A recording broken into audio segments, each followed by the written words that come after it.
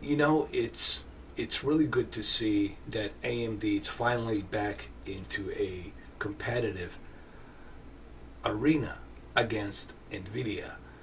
Now, don't get me wrong, I have nothing against NVIDIA. I've been using NVIDIA products. I still have the NVIDIA graphics cards, but I think it's time that we have a true competitor, and it's good to see that AMD has jumped into that competition again against NVIDIA, and for a really good price, honestly. When you look at the features and what this new Radeon RX 5700 and the 5700 XT has for the price that you're paying, that's a good thing. It's not a bad thing, it's a good thing. And I'm going to talk about that for a little bit here. This video is going to be really about the AMD and just the strategy that the AMD is using in the coming months and years. For those of you who are not familiar with the AMD press conference that happened during the E3 show, let me just kind of rehash that a little bit.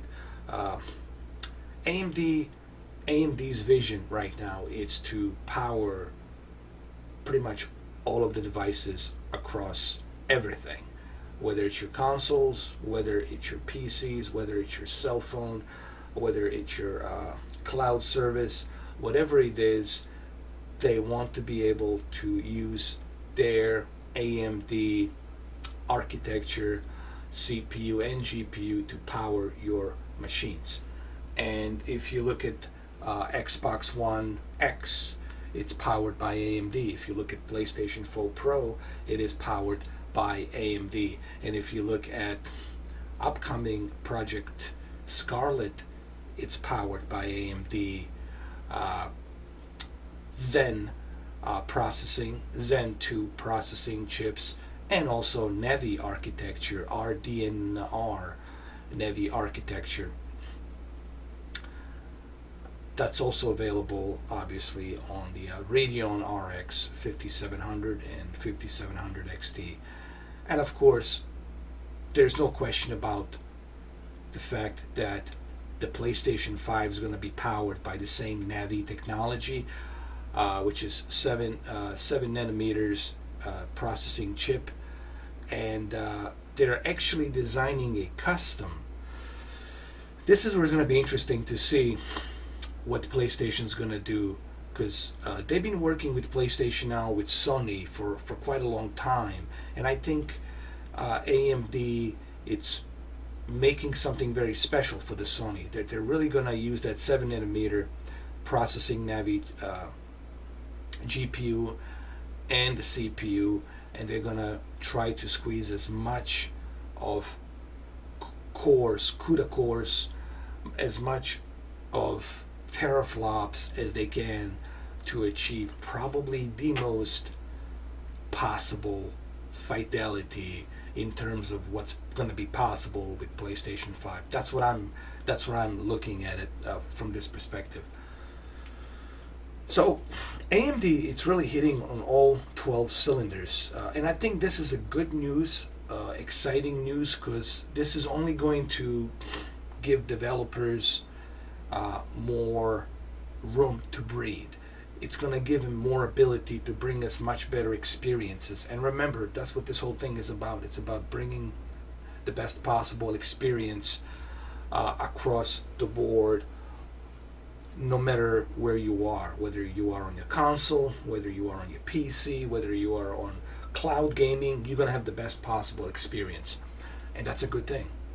And it's going to be easier for developers to work to bring all of these games together across all of these different platforms, PC, console, television, Samsung televisions. So all of this stuff is going to come full circle, along with the Google Stadia, which also is going to be powered by AMD's RYZEN CPUs, Zen 2, and of course GPUs, RDNA,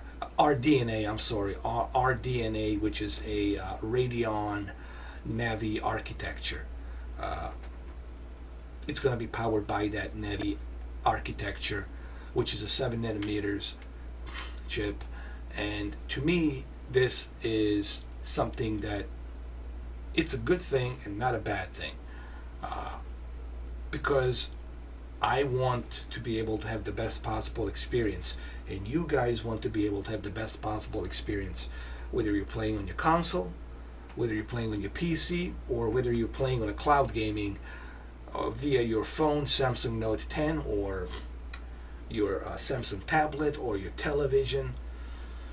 So all of this will work much better, knowing that we have all of these universal CPUs and GPUs being powered, all these CPUs and GPUs being powered across all of these different platforms. That's my opinion. Now, let's talk about the AMD's new Radeon GPU that was released earlier this week. We're talking about Radeon RX 5700, which is all based on a new NAVI architecture. They're not using Vega. Vega was something totally different, but Vega was, first of all, it was very expensive. It was too expensive, and it needed more power from your PC. They were requiring more power. They were overheating. There was all kinds of problems and issues. It just wasn't that great. But I'm sure there's a market for people who want to use Radeon 7 or Vega 64, 65. I'm sure there's a market for those individuals as well. But this Radeon RX 5700 and 5700 XT, it is mainly focused on the gaming. This is something that's going to really work well on your PC, and a lot of developers are jumping on the AMD bandwagon because it's going to give them much more tools available to bring the best possible experience. And I think NVIDIA should be worried. I think NVIDIA should be very worried about this. I think the biggest problem with NVIDIA is that they were so focused on their real-time ray tracing that no one really cared. Let's be honest, no one really cared about their real-time ray tracing. And even to this day, no one really cares about it because you only have one game to use it. You can only use it with Battlefield 1, and it really slows down the performance. And the Battlefield 1, it's all about the performance.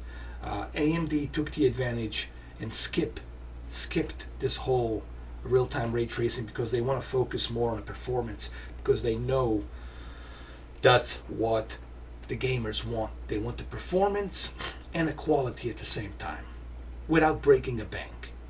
And that's what the 5700 XT and 5700 is all about.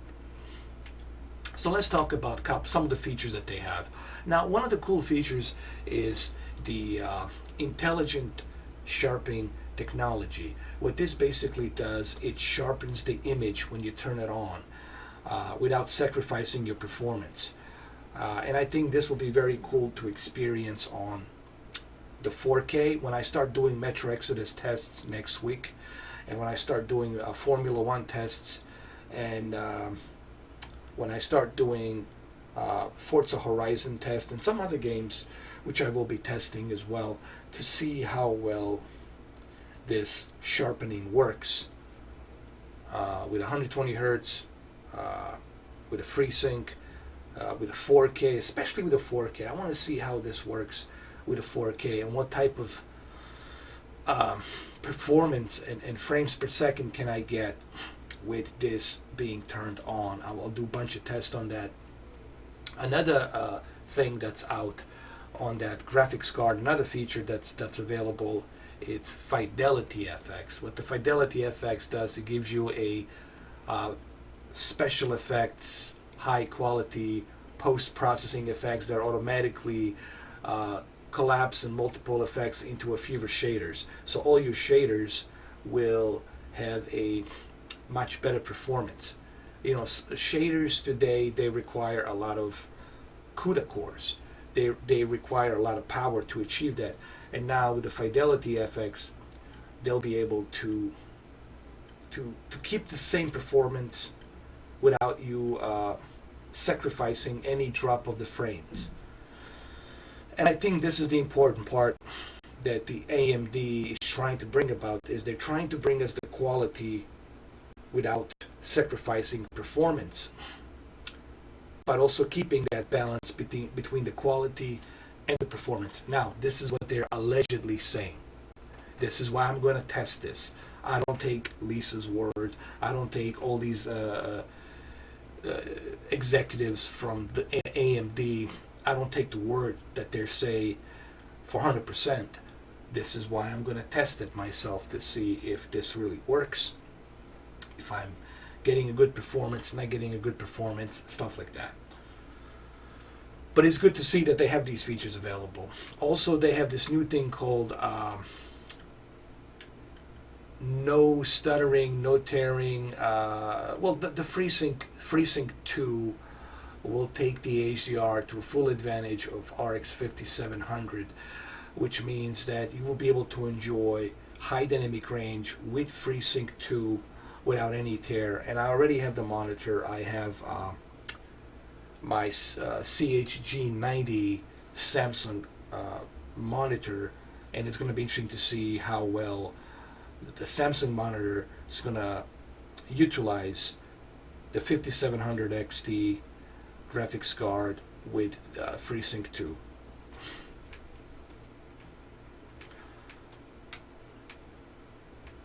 And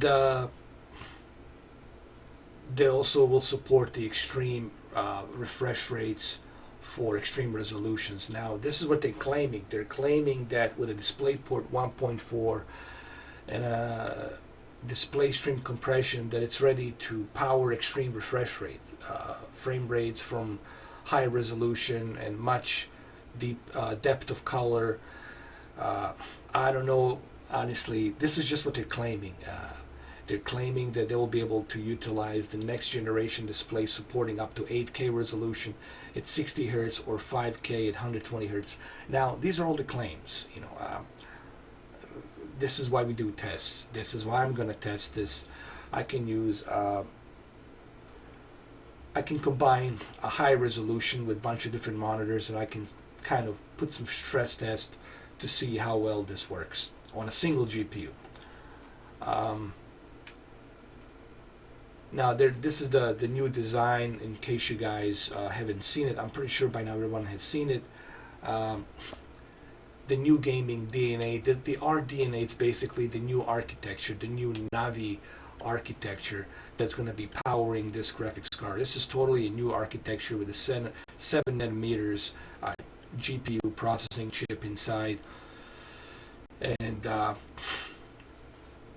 the whole point of this graphics card, it's basically for you to have better performance with less power and not breaking a bank, meaning for less money you'll be able to have this. And this is all great, but then again, I want to test this. I want to see this for myself, what this card can do, and that's what I'm going to be doing next week.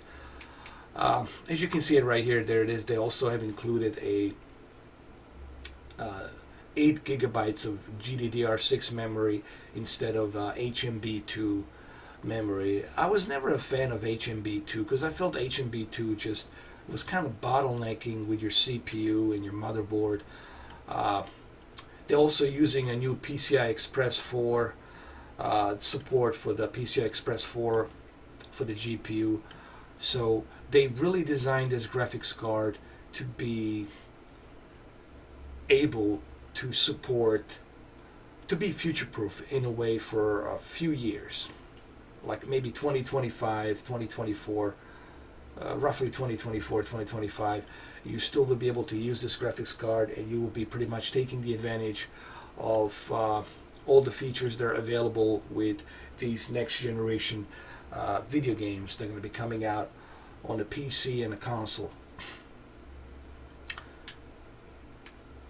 So if you haven't, done your research on the AMD and the Radeon 5700 XT and 5700, the difference between the 5700 and 57 XT is just that you get a little bit faster performance, just a little bit faster performance, and you get a little extra CUDA cores on the XT, and you also get the extra teraflops. I believe on the 5700 you get only 7 teraflops, and on the XT you get 9 teraflops. And remember, that's not bad for a $400 graphics card. 7 teraflops is pretty darn good. Now on the XT you get 9 teraflops. I'm sorry. On the 50th anniversary edition, which I'm going to be getting, you'll be getting a 10.7 teraflops, and a much faster speed and performance than the 5700 XT, but it's just a slightly a little bit faster. You know, that extra teraflops will, I guess, help a little bit. That extra 3.7 teraflops will boost up a performance a little bit. But remember, that's only available with the 50th Gold Edition, Anniversary Edition graphics card.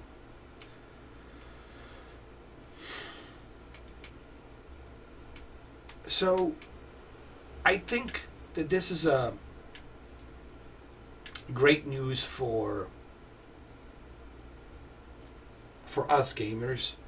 As you all know, yes, I do game on a console, but I also game on a PC as well. And I think this is a good thing, that it's affordable, that it's within reach of many of you out there to purchase this card, because $400 and what's available, actually $350 for 5700 card, the one that's not bent. This is the 5700. 5700, it's only $350, which is a pretty darn good price for 7 teraflops and 8 gigabytes of GDDR6 RAM.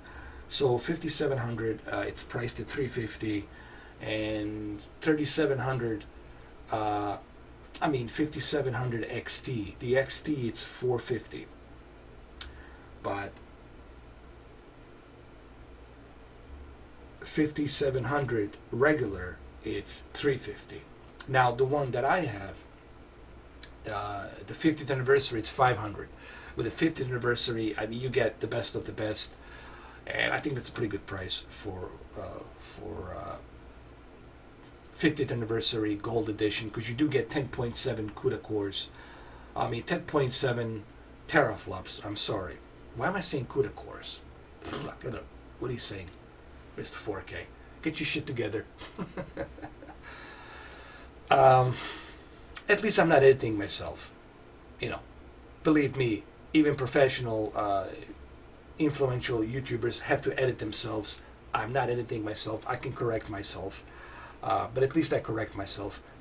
With the standard 5700, you get 7 teraflops.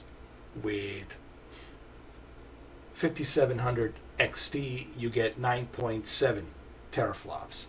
And with the 50th anniversary edition, you get 10.7 teraflops. So you get a little extra boost of the little extra teraflop.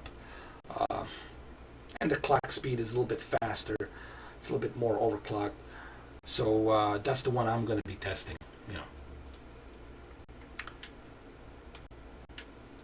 and I think it's going to be interesting to see how this whole thing is going to play out.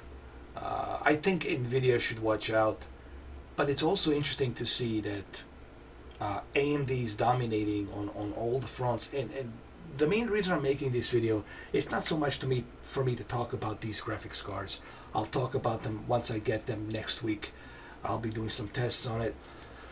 The main reason I'm talking about this is because I think it's interesting to see that all of the consoles are going to be powered by this exact same NAVI architecture that we're seeing.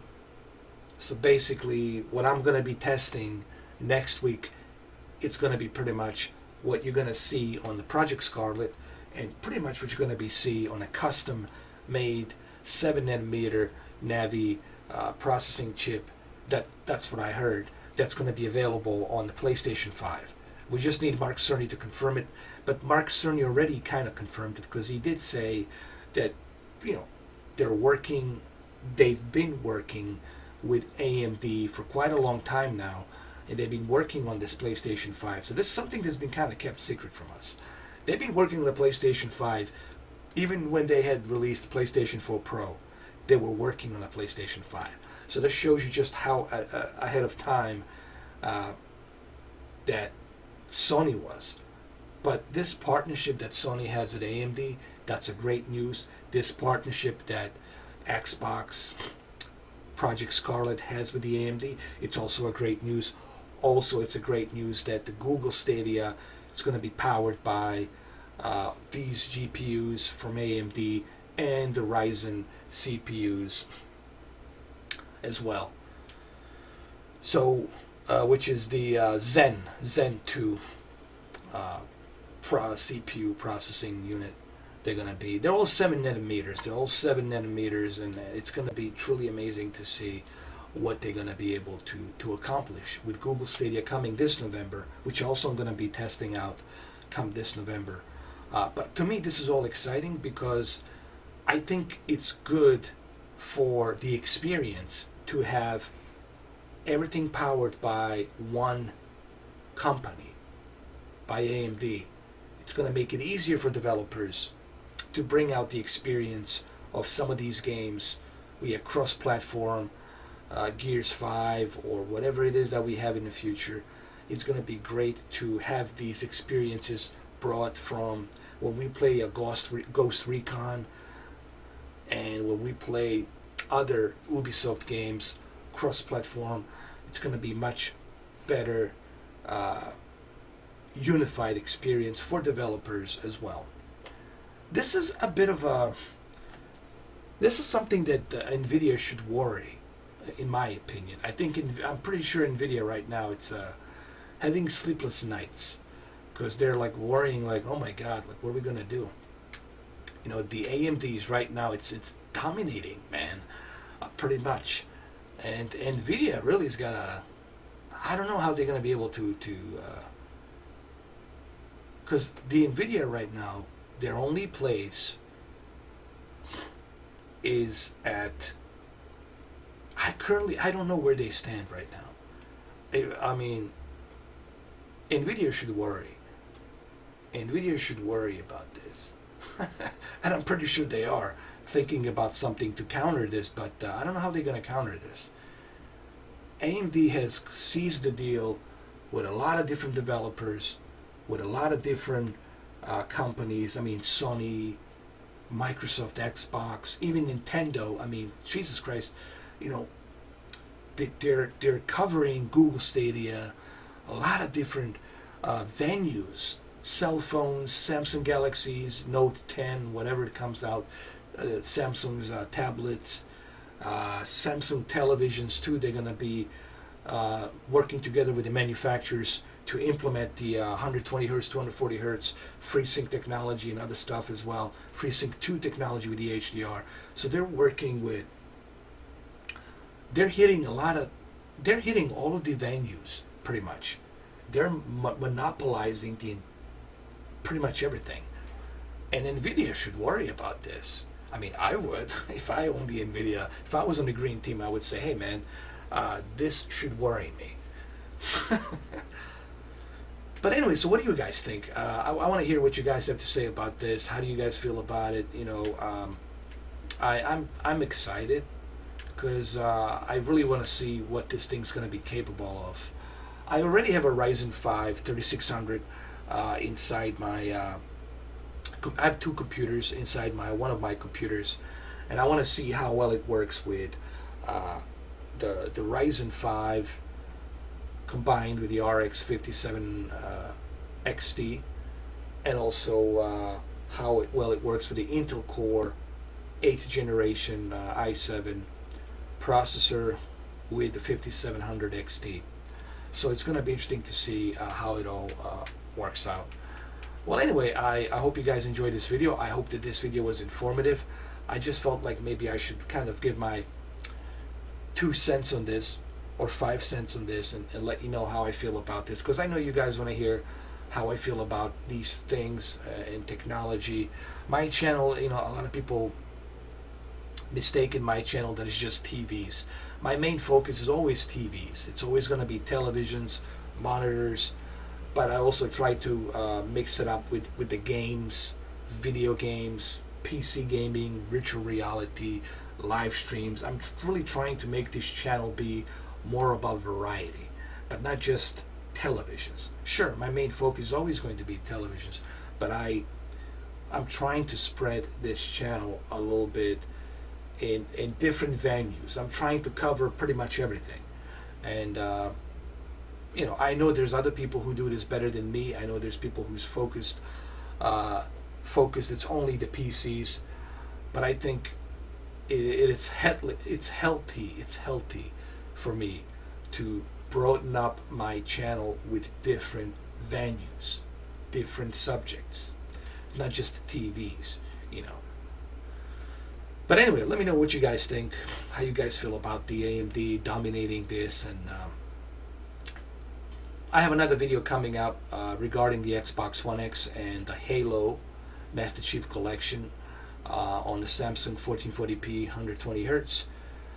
We'll talk about that on the video. And then tomorrow I'll be doing the Dell Alienware 25-inch 240 Hz G-Sync. We'll do some tests tomorrow. We'll see how well the 240 Hz with 1 millisecond response time and G-Sync, how well does it work together. And also we'll look at the TN panel. It's a 400 nits actually. It's pretty bright. Now, Twisted Pneumatic panel, TN panel, it's not the greatest panel for surround monitors, but those monitors are really meant for you to be watching it front and center, not to be watching it from the left or from the right, because the TN panel shifts the color. When you really kind of go down and up, it shifts the color basically. Just like I am shifting my focus. Alright, there it is. So anyway, let me know what you guys think. Leave your comments down below. Sometimes I don't have time to go through all the comments because I'm busy, guys, believe it or not. I don't just sit on my ass. I do other things. So leave your comments down below. I'll go through all of them. I'll approve the ones they're legit. I'm not going to approve the comments that they're stupid or the comments that are spamming. I usually go through these comments, but I select them. If they're legit, if they are the comments, they're asking a legit question, and it's staying within the subject of this video, then I usually approve those comments. But I'm not going to approve the comments that's spamming or saying something stupid. I don't deal with that. That's just the way my channel is. But other than that, I would like to hear what you guys have to say. What you guys have to say on the comments. And I'll see you in the next video, which will be Halo Master Chief Collection. And then tomorrow, we'll be talking about the Dell Alienware 25-inch monitors, 240 Hz G-Sync. We'll do a bunch of tests tomorrow. Okay? So stay tuned. I got a bunch of videos coming out for you guys tomorrow and the next day. And then the next week's going to be interesting regarding the Radeon RX 5700 XT 50th anniversary edition. Today, I simply cannot talk. I don't know what's going on. Anyway, thank you for watching.